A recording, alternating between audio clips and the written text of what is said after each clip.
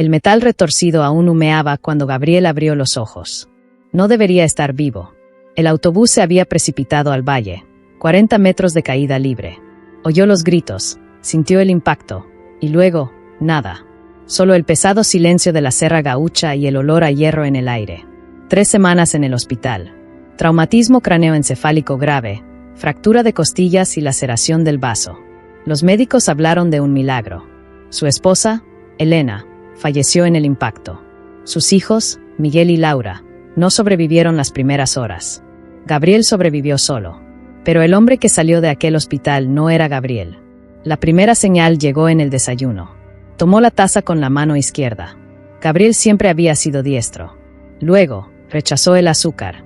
Él, que había bebido café azucarado desde niño. Cosas pequeñas. Cosas extrañas. Su hermana Clarice lo atribuyó a un trauma, a la pena. Luego llegó la música. Gabriel nunca había tocado el piano en su vida. No sabía leer partituras. Pero en la casa vacía, se sentó ante el instrumento que Elena le había comprado a Laura, y sus dedos se deslizaron por las teclas con una precisión aterradora. Chopin. Nocturno Op. 9 grados 2. Completo. Perfecto. Clarice lo encontró allí, llorando, con las manos temblando sobre el teclado. No sé tocar esto, susurró. Pero lo hago. La casa en Gramado parecía más grande ahora. Cada habitación resonaba con la ausencia. Gabriel evitaba la habitación de los niños, pero a menudo se le encontraba de pie frente a la puerta, como esperando oír sus voces. Clarice insistió en que volviera a trabajar en la constructora. Gabriel era ingeniero, meticuloso con los números, pragmático. Pero el primer día, miró los planos y sintió repulsión. Las líneas rectas, los cálculos, todo le parecía ajeno, como si perteneciera a otra persona. «Necesito algo de tiempo», le dijo a su compañero, Bernardo. Por la noche, las pesadillas llegaban. No del accidente. Eran recuerdos ajenos a él. Una playa al atardecer, manos de mujer tocando el violín, el olor a pintura al óleo. Despertaba con palabras en francés en la punta de la lengua, un idioma que jamás había estudiado. El psiquiatra Dr. Fabio Ramos habló de la disociación traumática. La mente crea mecanismos de defensa. Te estás reinventando para escapar del dolor. Gabriel quería creerlo. Pero ¿cómo explicar que ahora le tenía miedo a las alturas? Él, que llevaba 15 años trabajando en la construcción. ¿Cómo explicar que reconocía calles de París que nunca había visitado? Clarice trajo álbumes de fotos, intentando anclarlo al pasado. Gabriel se miró en las fotos, la barbacoa del domingo, el viaje a la playa, los cumpleaños de los niños, y vio a un extraño sonriente. 2 meses después del accidente, Gabriel empezó a dibujar. No planos arquitectónicos, sino retratos. Rostros que aparecían en su mente por la noche. Una mujer de ojos verdes y cabello pelirrojo. Un hombre mayor con una cicatriz en la barbilla. Los dibujaba compulsivamente, llenando cuadernos enteros. Clarice encontró los dibujos. ¿Quiénes son estas personas? No lo sé. La respuesta salió automáticamente, pero era mentira. Él lo sabía. Sintió que reconocía esos rostros, esas expresiones. Simplemente no sabía de dónde. Bernardo se presentó con propuestas de nuevos proyectos. Gabriel las rechazó todas. Ya no puedo mirar planos arquitectónicos sin sentir náuseas. Necesitas reconectar con tu vida, insistió Bernardo. Elena no querría que lo dejaras todo. El nombre de Elena conmovió profundamente a Gabriel. Debería haber sentido un dolor agudo e insoportable. Pero lo que le sobrevino fue una tristeza distante, casi impersonal. Como si estuviera de luto por la muerte de alguien a quien conocía, pero a quien no amaba. La culpa que me causaba ese sentimiento era insoportable. En terapia, el Dr. Ramos sugirió hipnosis, para acceder a recuerdos bloqueados y comprender la causa de esta disociación. Gabriel se negó. Tenía miedo de lo que pudiera encontrar. Llegó la carta. Sin remitente, solo una dirección en Porto Alegre y una línea escrita a mano. Ahora sé quién eres. Necesitamos hablar. La letra era elegante y femenina. Gabriel sintió un escalofrío que le recorrió la espalda. No de miedo, sino de reconocimiento. Gabriel condujo hasta Porto Alegre sin avisarle a Clarice. La dirección lo condujo a un estudio de arte en el barrio de Ciudad de Baza. El cartel decía Atelier Fontaine, restauración de obras. La mujer que abrió la puerta tenía ojos verdes y cabello rojo, exactamente como en los dibujos. «Viniste», dijo en portugués con un marcado acento francés. Sabía que vendrías. ¿Quién eres? Isabelle Fontaine. ¿Y tú? Vaciló, estudiando su rostro. Tienes sus ojos, sus manos. Incluso tu postura es idéntica. Suyo. ¿De quién? Isabelle entró en el estudio. Gabriel la siguió, fascinado. Las paredes estaban cubiertas de cuadros, paisajes franceses, retratos, bodegones. Y en un rincón, sobre un caballete, un cuadro inacabado, una playa al atardecer. El mismo de sus sueños. Mi hermano, Thomas Fontaine, falleció hace 3 meses en París. Sufrió un infarto a los 34 años. Isabelle se volvió hacia él con los ojos brillantes. El mismo día de tu accidente. Gabriel sintió que el suelo temblaba. Esto es imposible. Es imposible que toques Chopin sin haberlo aprendido. Es imposible que dibujes mi cara sin haberme visto nunca. Se acercó. Thomas era pianista, artista visual. Hablaba 5 idiomas. Tenía miedo a las alturas después de un accidente de escalada. Cada palabra era como una daga. Gabriel retrocedió hasta que su cara quedó contra la pared. Hay una teoría, continuó Isabelle en voz baja e intensa, que las conciencias buscan nuevos huéspedes cuando el cuerpo muere. He leído casos documentados, pero nunca lo creí hasta... ¡Para! Gabriel levantó las manos. ¿Estás diciendo que tu hermano está dentro de mí? Estoy diciendo que parte de ello podría serlo. Gabriel huyó del estudio, pero las palabras de Isabelle lo perseguían. Durante días, se encerró en su casa, evitando a Clarice e ignorando las llamadas de Bernardo. Se miró al espejo intentando encontrarse, pero vio un mosaico, Gabriel y otro, fusionados, inseparables. Decidió someterse a hipnosis. El doctor Ramos lo guió a un estado de relajación profunda. Vuelve al accidente. Dime qué ves. Gabriel describió el autobús, la curva, el abismo. Pero al llegar al punto de impacto, algo cambió. Ya no estaba en el vehículo. Estaba en un apartamento en París, agarrándose el pecho, jadeando. No puedo respirar, jadeó durante la sesión. Las paredes, los cuadros. Primero tengo que terminar de pintar la playa. Su voz cambió. Se volvió más suave, con un ligero acento. Isabelle lo entenderá. Siempre lo entiende. El doctor Ramos palideció. ¿Gabriel? ¿Quién habla? Gabriel abrió los ojos. Pero la mirada no era suya. Thomas Fontaine. Y yo no debería estar aquí. La sesión terminó abruptamente. El doctor Ramos llamó a Clarice y recomendó hospitalización psiquiátrica. Pero Gabriel ya lo había decidido. Regresaría a Porto Alegre. Necesitaba respuestas.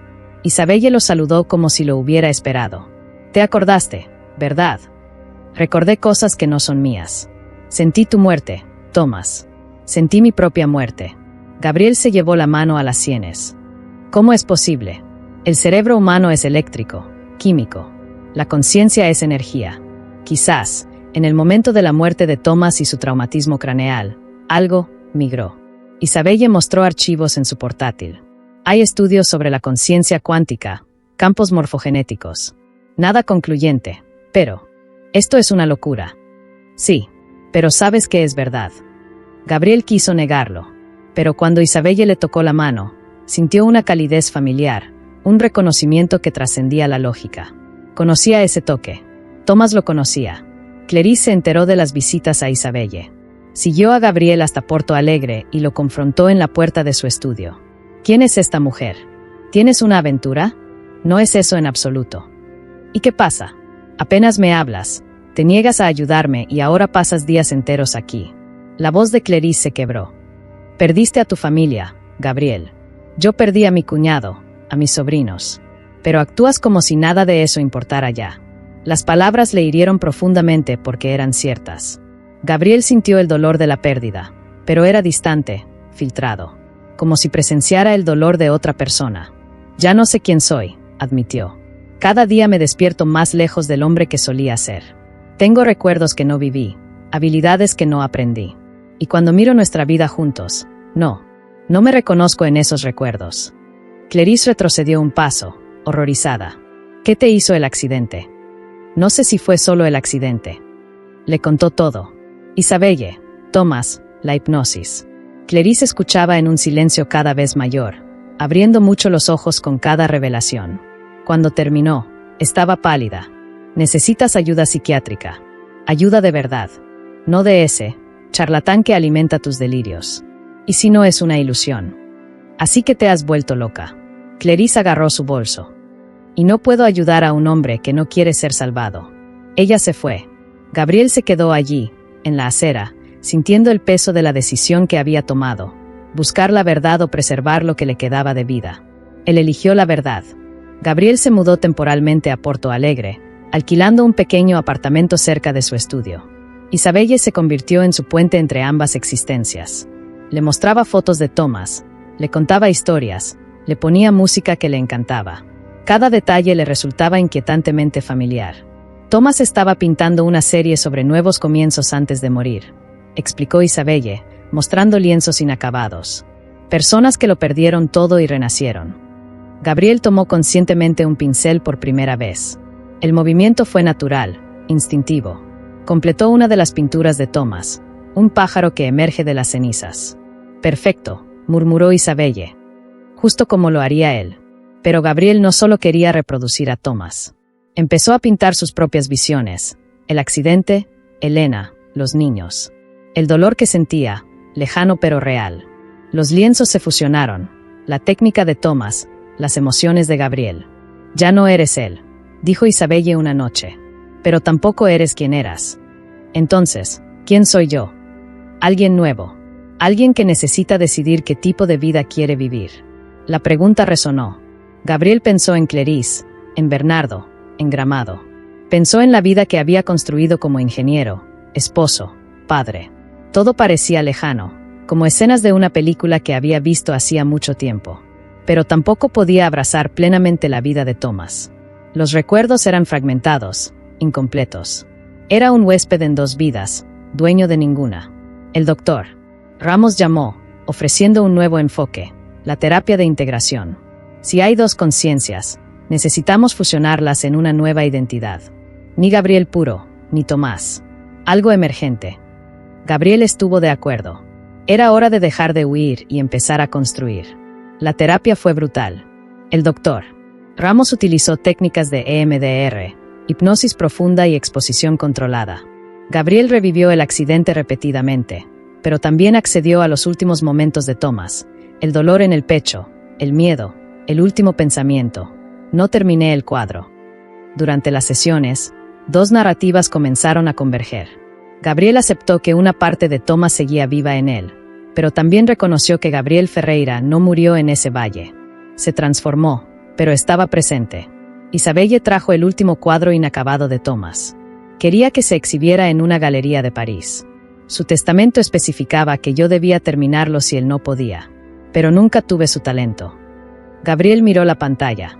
Era un autorretrato de Thomas, pero el rostro estaba inexpresivo, solo contornos. Él lo sabía, murmuró Gabriel. Sabía que algo andaba mal con su corazón. Lo dejó incompleto a propósito. ¿Por qué? Porque no quería ser recordado como era. Quería ser lo que vendría después. Gabriel tomó los pinceles. Durante 3 días, pintó sin parar. Pero no terminó el rostro de Thomas. Pintó su propio rostro, con rasgos que fusionaban ambos. Los ojos de Gabriel, la sonrisa de Thomas. Una nueva persona. Bernardo apareció en el estudio. Clarice me pidió que hablara contigo. Quiere vender la casa en Gramado y dividir los bienes. Quiere seguir adelante. Lo sé. Gabriel se secó las manos en la camisa manchada de tinta. Yo también. ¿No vas a volver? No sé si puedo. Gabriel miró el cuadro. El hombre que ella conoció ya no existe. Sería injusto fingir lo contrario. Bernardo observó la obra. ¿Qué demonios te pasó en ese accidente? Morí. Y renací. Literalmente. La exposición en París estaba programada para una galería de Montmartre. Isabelle insistió en que Gabriel asistiera, presentando las obras como una colaboración póstuma con Thomas. Gabriel dudó, pero el doctor Ramos lo animó. Necesitas un cierre ritual. Una forma de aceptar públicamente quién eres ahora. En el avión, Gabriel sufrió un ataque de pánico. Alturas. El miedo de Thomas. Pero respiró hondo. Recordó las técnicas de Ramos y dejó que el miedo existiera sin intentar controlarlo. París era exactamente como en los recuerdos fragmentados. Gabriel caminaba por las calles que Thomas amaba, experimentando un déjà vu en cada esquina. En el apartamento, ahora vacío, donde Thomas murió, Gabriel estaba en el centro de la habitación. Gracias, susurró. A Thomas, al universo, al misterio que los unía. Por darme una segunda oportunidad. En la galería, decenas de personas circulaban entre las obras. Las pinturas de Thomas, las que Gabriel complementaba y las nuevas, la serie de nuevos comienzos. Una anciana se acercó con lágrimas en los ojos. ¿Es usted el hombre que terminó la obra de Thomas? Soy. Fui su profesora en el conservatorio. Reconozco cada pincelada. Tocó el lienzo del autorretrato fusionado. Pero esto es diferente. Es como si dos almas pintaran juntas. Gabriel sonrió. Quizás sí. Entonces apareció Clarice. Gabriel no esperaba verla allí. Recorrió la exposición en silencio, absorbiendo cada obra. Se detuvo ante la pintura del accidente de Gabriel, metal retorcido, pero una luz emergiendo de los escombros. Tenías razón, dijo sin mirarlo. Ya no eres la persona que conocía. Lo siento mucho. No lo sientas. Clarice finalmente lo miró. No había ira en sus ojos, solo una aceptación cansada.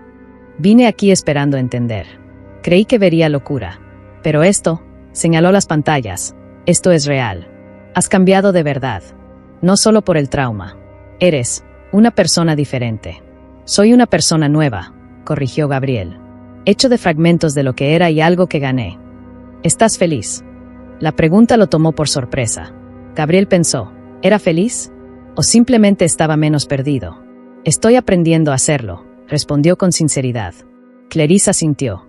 Entonces está bien. Te lo mereces. Elena merecía que encontraras la paz, aunque no fuera como imaginábamos. Ella lo abrazó, un adiós, no un hasta luego, y se fue. Gabriel se quedó en la galería hasta que se fue el último visitante. Isabelle estaba a su lado, observando la ciudad por la ventana. ¿Qué viene después?, preguntó. No lo sé, pero por primera vez desde el accidente, no tengo miedo de no saberlo. Gabriel permaneció en París 3 meses, aprendiendo restauración con Isabelle, pintura y tocando el piano en pequeños cafés. No como Thomas, sino como él mismo. Alguien que poseía las habilidades de Thomas, pero las usaba con fines personales. El doctor Ramos continuó las sesiones a distancia. Has logrado la integración, declaró. Gabriel y Thomas ya no son entidades separadas. Eres un tercer individuo emergente. ¿Tengo un nombre para esto?, preguntó Gabriel. Dígame usted. Gabriel pensó. Gabriel Ferreira parecía incompleto. Thomas Fontaine, una mentira. Así que eligió Gabriel Fontaine Ferreira. Una fusión. Una aceptación. De regreso a Brasil, no regresó a Gramado.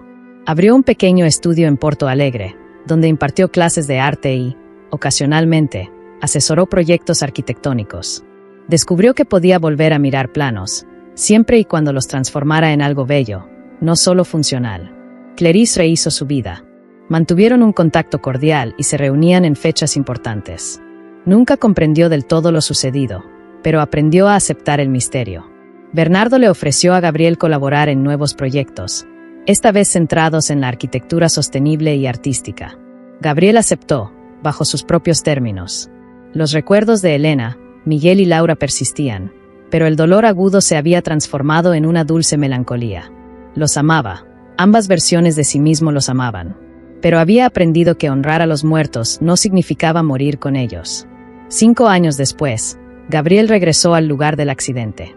El valle había sido reforestado y una placa conmemoraba a las víctimas.